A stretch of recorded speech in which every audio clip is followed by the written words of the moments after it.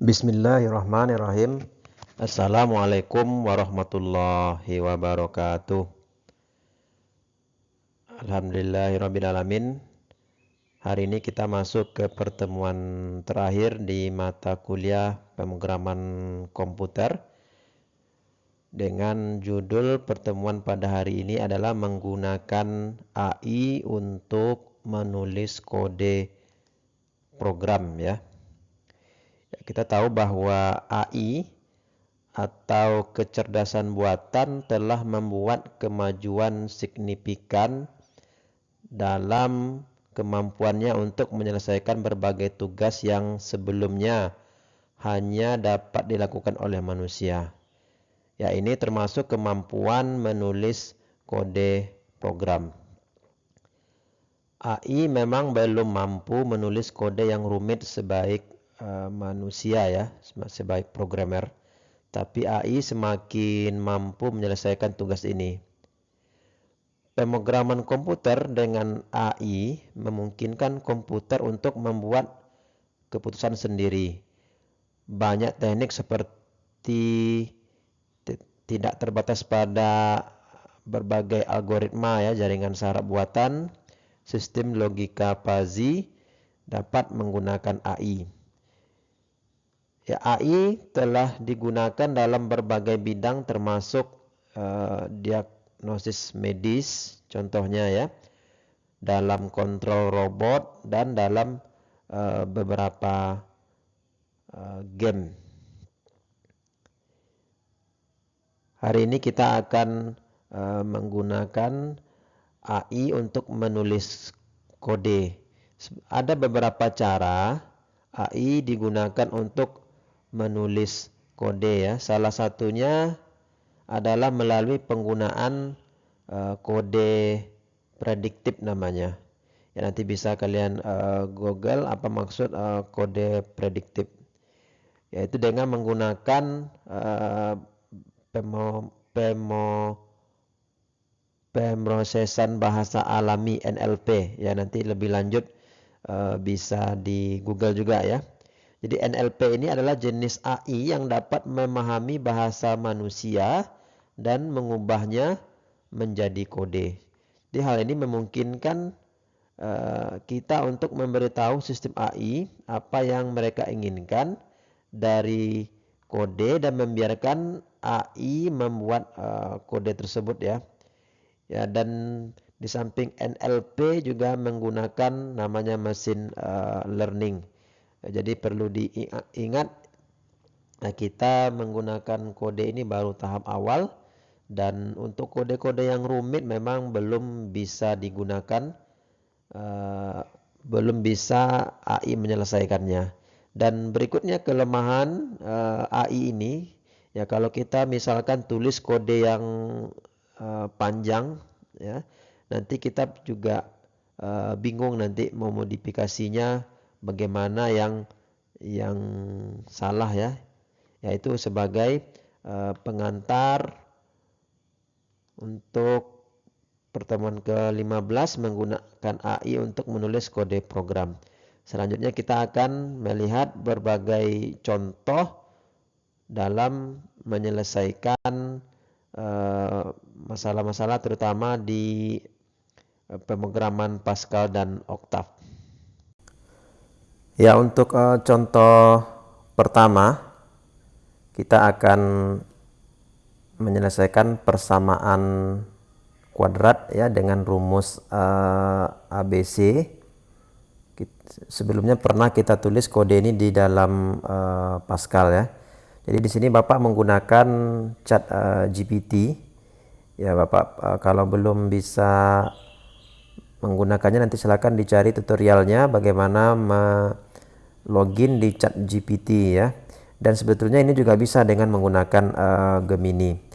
Jadi sebelum kita menulis kode, kita pastikan dulu ya Chat GPT atau Gemini ini mengerti menyelesaikan persamaan kuadrat ya.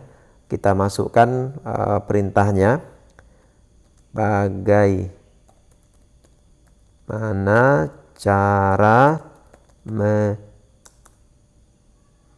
menyelesaikan persamaan kuadrat dengan rumus kuadratik ABC ya. Jadi kita perlu pastikan AI ini betul memberikan rumus-rumusnya. Kalau enggak ya nanti tentu programnya salah ya. Ya kita lihat ini bentuk umum dari persamaan kuadrat, ada koefisien A, koefisien B, koefisien C. Ya kita lihat di sini benar ya rumusnya min B, B kuadrat kurang 4AC. Ya identifikasi A, B, ya ini sudah dikasih contoh. Ya benar, ya nanti ada akar real berbeda. Berikutnya kalau diskriminan ya biasanya kita D ya. Ini dibuatnya dalam bentuk delta ya sama aja ya. Nanti kalau delta atau D ini kecil dari 0 dia akarnya bilangan kompleks atau bilangan imajiner. Berarti sudah benar. Ya, sekarang kita tuliskan perintahnya ya. Karena sudah rumus yang data sudah benar, tulislah kode Pascal untuk menyelesaikan persamaan kuadrat dengan rumus kuadratik ABC di atas ya. Jadi ini langsung kita minta menulis kode Pascal ya. Ya, di enter. Ya, kita tunggu ya. Jadi ini tergantung ke koneksi internet ya. Ya, kita lihat di sini. Ya, program persamaan kuadrat. Ya, nanti kode ini akan kita copy dan kita pindahkan ke Pascal NIDE. Ya, ini salin kode ya. Salin kode.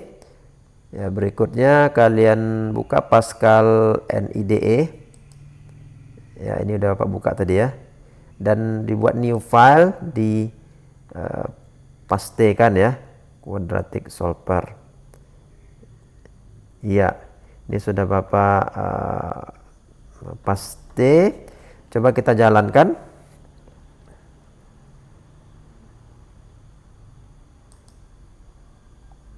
Ya, masukkan nilai A. Ya, biasanya kita menyelesaikan X kuadrat kurang 6X, berarti A-nya 1. Enter. B-nya berarti min 6 ya. Min 6. Dan C-nya sama dengan 8.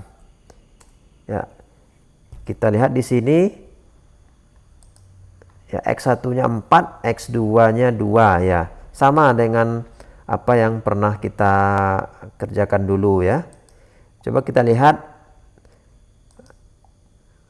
untuk yang akarnya yang bilangan kompleks atau imajiner ya, kita buat X kuadrat tambah X tambah 1 sama dengan 0.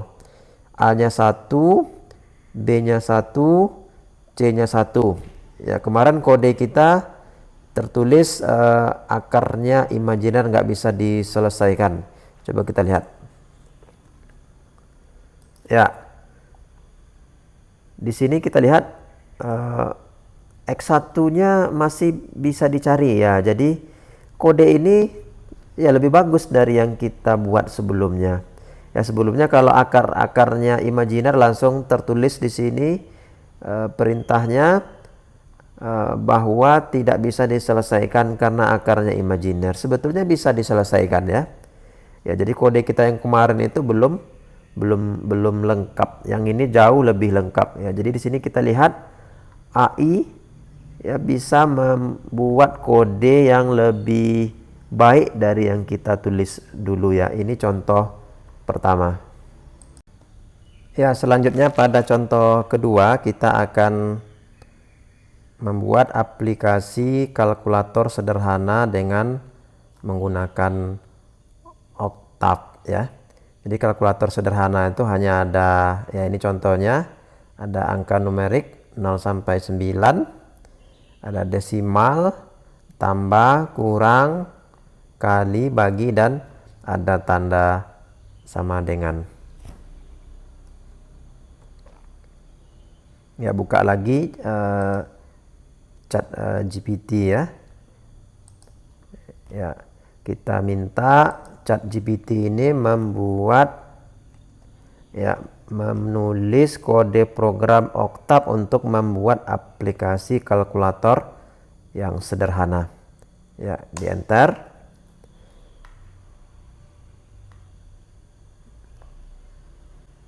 Ya, jadi ini kalkulatornya. Kita sebelumnya tentu kita yakin ChatGPT ini sudah paham, karena kalkulator yang kita buat ini kalkulator yang sederhana. Ya, kita salin code ya seperti tadi, salin, dan kita buka Octave. Ya, kita buka Octave, buat new.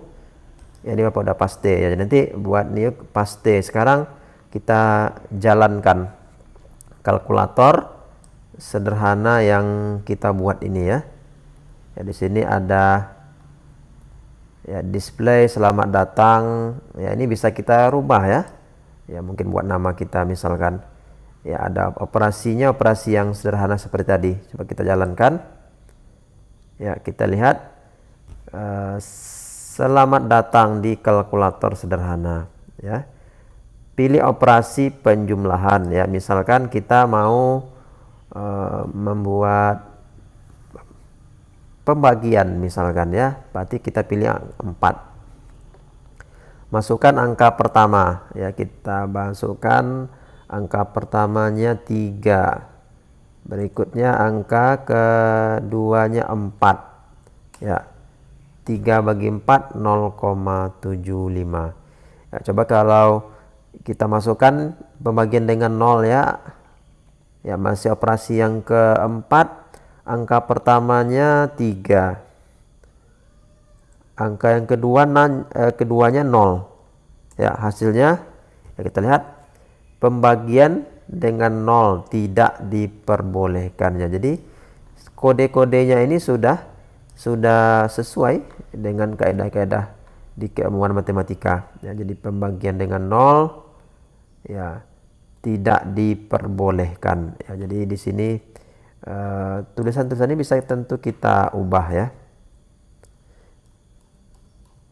Ya, dan ini nanti bisa kita minta lagi seandainya kalian memerlukan kalkulator yang saintifik ya. Tinggal dibuat lagi ya. Tulislah kode program untuk membuat aplikasi kalkulator saintifik misalkan ya. Ya, kita tunggu ya. Kalkulator saintifik ya, berarti ada penjumlahan, pengurangan, ada sinus, ada kosinus ya. Ya, tinggal dikopikan kode ini, paste, dan tentu akan jalan ya. Ya, mungkin kalau kita menulis ini ya cukup lama ya. Ya, ini ada 11 operasinya. Ya, tinggal di copy, dijalankan. Ya, sudah keluar kalkulator saintifik ya. Kalau kita pingin yang lebih mendetil misalkan ya, di sini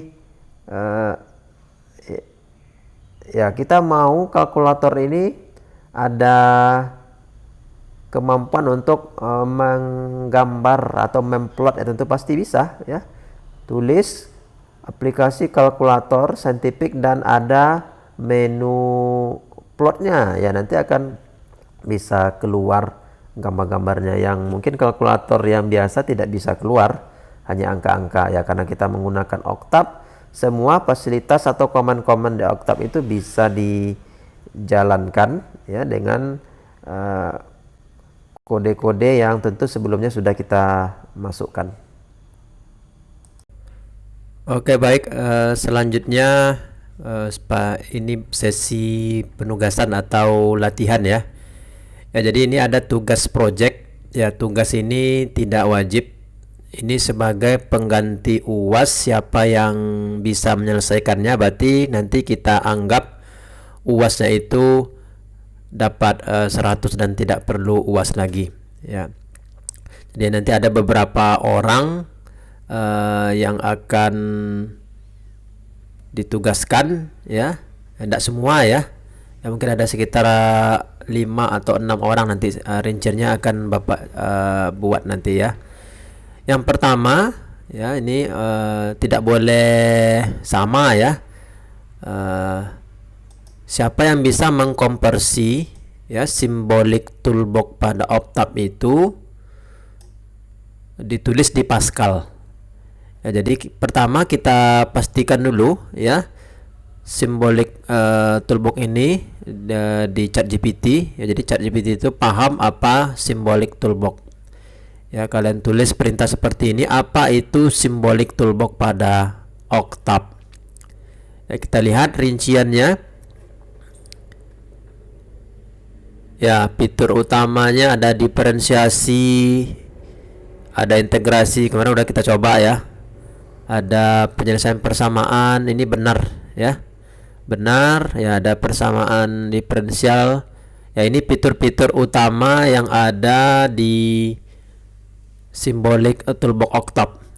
Ya, kita minta ChatGPT untuk menulis ya. Ini sudah Pak buat tadi perintahnya, buatlah kode Pascal yang memiliki fitur serupa simbolik toolbox ya, fitur-fitur yang di atas tadi. Ya. Ini sudah ditulis kodenya. Ya, ini sengaja Bapak buat tadi karena internet Bapak tidak stabil ya. Ya, jadi kode ini ada berapa baris ini ya? 112 baris. Ya, dikopikan seperti biasa. Ya. Kita kopikan. Ya, copy. Ya, berikutnya kita buka dengan Pascal IDE ya. Buat new file. Nanti dijalankan. Ya, ini Bapak sudah copy tadi. Ya, coba kita jalankan. Iya, ada error, compile error line. Ya, ini warna ungu seperti biasa. Ya, itulah kerjanya ya. Jadi siapa yang bisa menghilangkan errornya dan program ini jalan? Ya, tentu saja semua fitur utama ya, fitur-fitur utama yang ada di simbolik toolbox ini ada di kode ini. Ya, seperti integrasi. Ini integrasi ada menyelesaikan persamaan ya. Ini menyelesaikan persamaan ya. Cuma masalahnya ada errornya. Ya, siapa yang bisa menghilangkan error ini? Berarti nanti di WA Bapak ya, kirim aja ke WA pribadi ya. Biar Bapak tahu siapa yang pertama menyelesaikannya. Berarti kalau ada 2 orang yang bisa menyelesaikannya, berarti yang pertama WA Bapak itu yang dianggap mendapat nilai UAS 100 ya. Ya, jadi yang pertama siapa yang mengkonversi simbolik toolbox. Berikutnya di Octave itu ada linear solver ya. Ada linear solver. Ya, siapa nanti yang bisa menggunakan AI ya, mengkonversi linear solver Octave ini. Ya, linear solver Octave ini kalau bisa dikonversi ke kode Pascal, berarti dia kita anggap dia dapat 100 ya. Jadi yang pertama simbolik toolbox, yang kedua lin solve. Yang berikutnya adalah ada roots kemarin ya. Ya, ada roots pernah kita bahas. Berikutnya ada app solve ya. Berarti ada 4 berarti cuma ya. Jadi 4. Silakan siapa yang bisa membuat kode Pascalnya dianggap UASnya dapat 100 ya. Jadi caranya ya pastikan dulu di AI ini paham lin solve tadi ya. Nanti kalau nggak paham berarti nggak bisa. Ya boleh juga nanti menggunakan Gemini kalau tadi ada error waktu kita membuat kode Pascal untuk mengkonversi symbolic toolbox octave ya. Mana tahu nanti di Gemini atau mungkin di AI lain oke, berarti selesailah tugas proyeknya dan langsung dapat 100 UASnya. Oke, itu tugasnya tidak wajib, tugas wajib. Selamat belajar ya, semoga nanti ujian akhir semesternya bagus. Terima kasih. Assalamualaikum warahmatullahi wabarakatuh.